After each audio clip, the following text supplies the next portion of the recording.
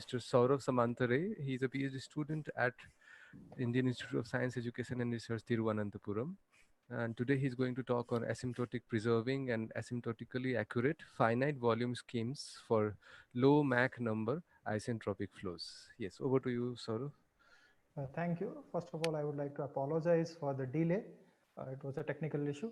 And I would like to congratulate the organizers for successfully arranging this entire Math Fest. And I would also like to thank them for providing me this opportunity to present my work.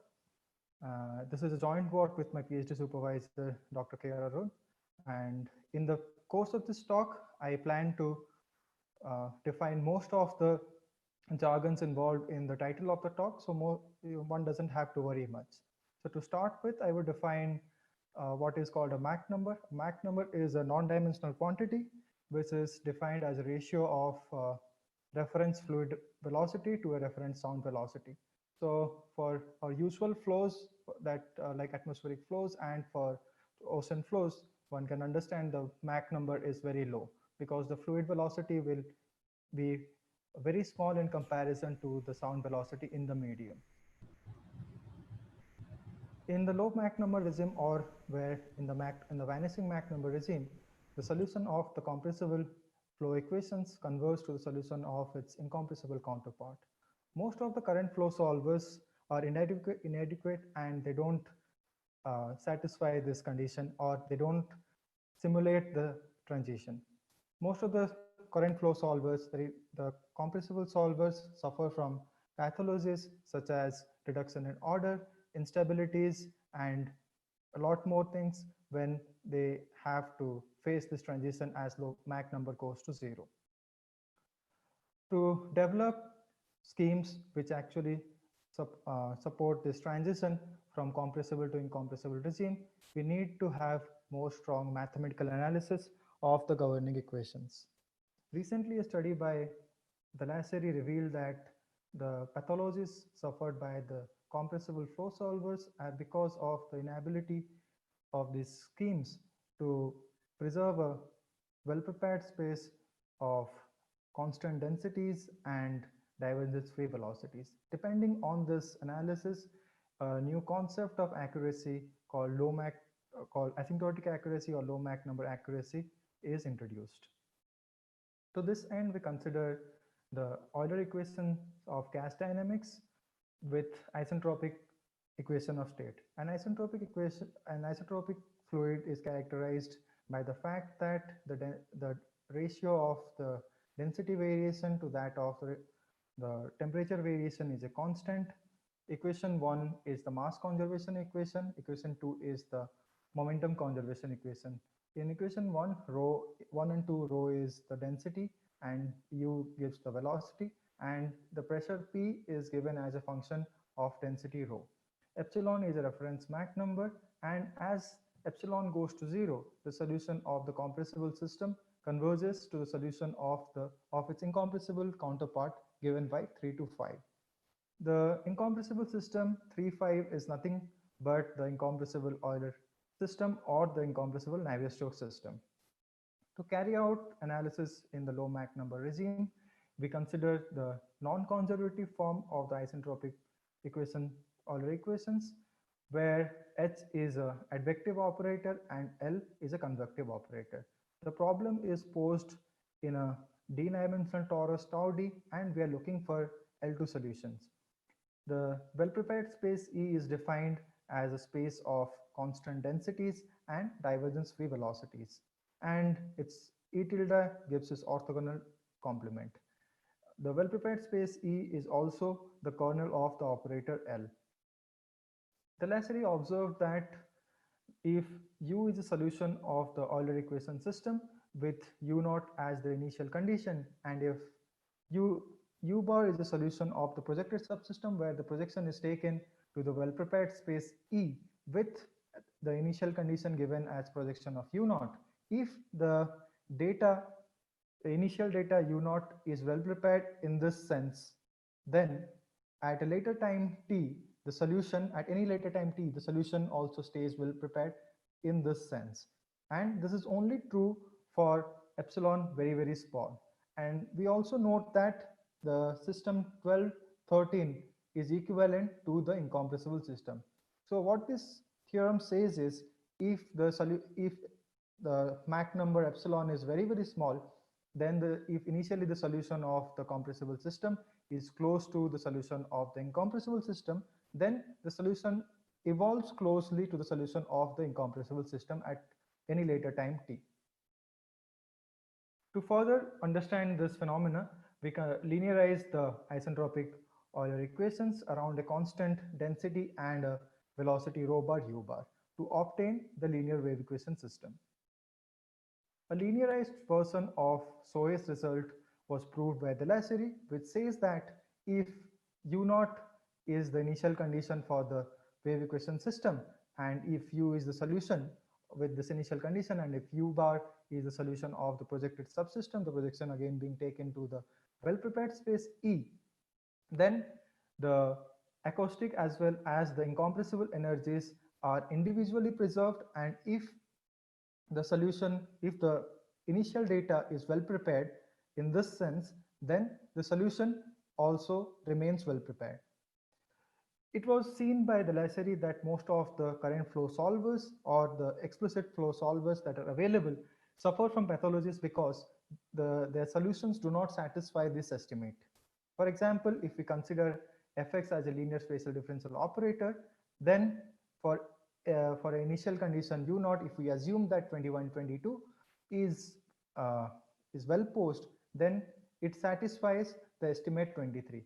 Even though the initial data u naught is well prepared, we can only obtain the solution to be close to u bar. U bar, we have to note that u bar is not the solution of the incompressible system. So he proposed a sufficient condition for any numerical scheme, for any linear spatial differential operator, to ensure the condition 20 is if the spatial differential operator is E invariant, that is if initially the solution is in the well prepared space E, and if the scheme leaves the space invariant, that is the solution of the scheme stays in E at any later point of time, then we obtain the estimate 20 given by 24 here. We see that the transition from the compressible to incompressible flows is of singular nature. That is, the compressible system is of hyperbolic nature, whereas the incompressible system is of hyperbolic elliptic nature. Shijin proposed a robust framework to design schemes for such singularly perturbed problem. Let's assume if P epsilon H is a scheme for a singular perturbation problem, P epsilon, which converges to P0 as epsilon goes to 0. The scheme is called asymptotic preserving if, as epsilon goes to 0, P0H becomes a consistent discretization of P0, that is, the diagram commutes, and more importantly, the scheme, that is the constraint on the discretization parameter H, should stay independent of the singular perturbation parameter E.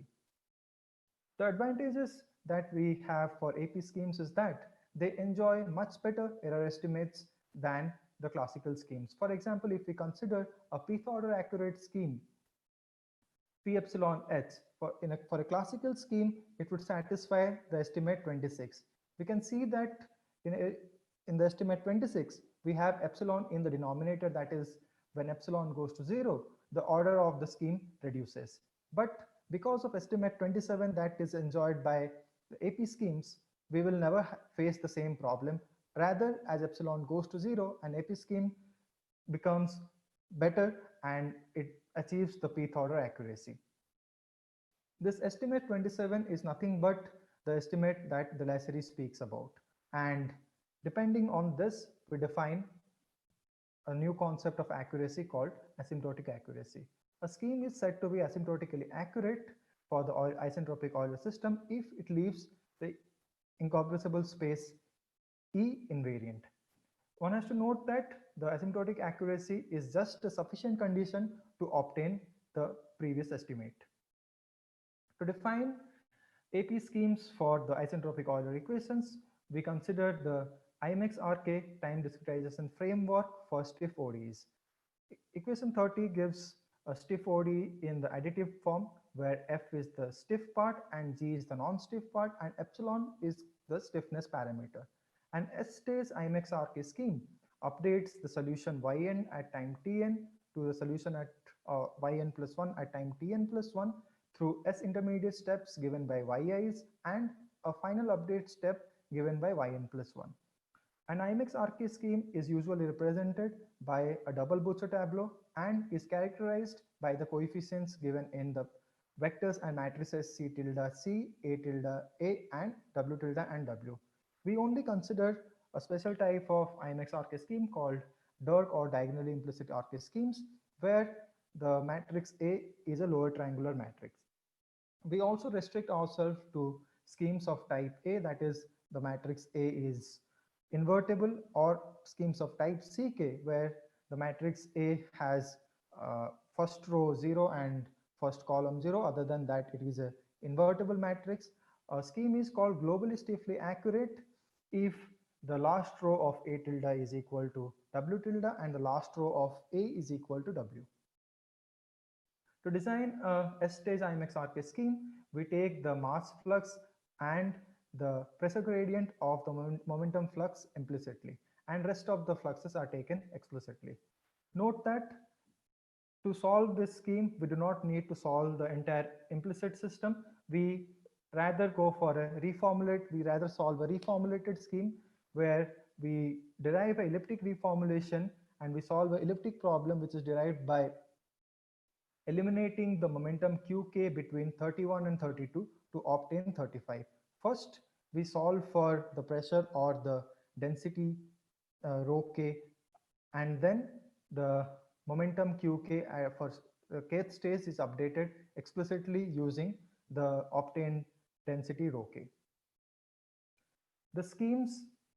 The time semi-discrete schemes are proved to be asymptotically consistent. That is, if the initial data rho and un has the form 36, 37 and satisfies the gradient and divergence constraint, then if the scheme at at the kth stage rho k uk satisfies 36 and 37, then the divergence and the gradient constraints are satisfied as well, and the scheme converts to a scheme for the incompressible system as epsilon goes to 0.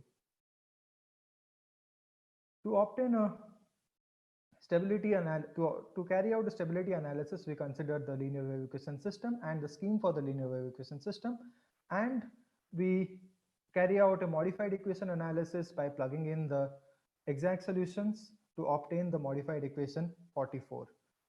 We obtain a sufficient condition depending only on the Runge-Kutta coefficients independent of epsilon.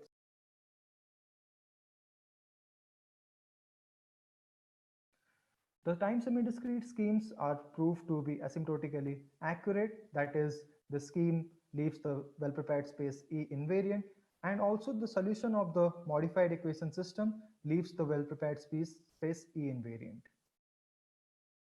To define a fully discrete scheme, the implicit part of the implicit fluxes are approximated using central fluxes, and the explicit parts are approximated using the usual Rosenov fluxes.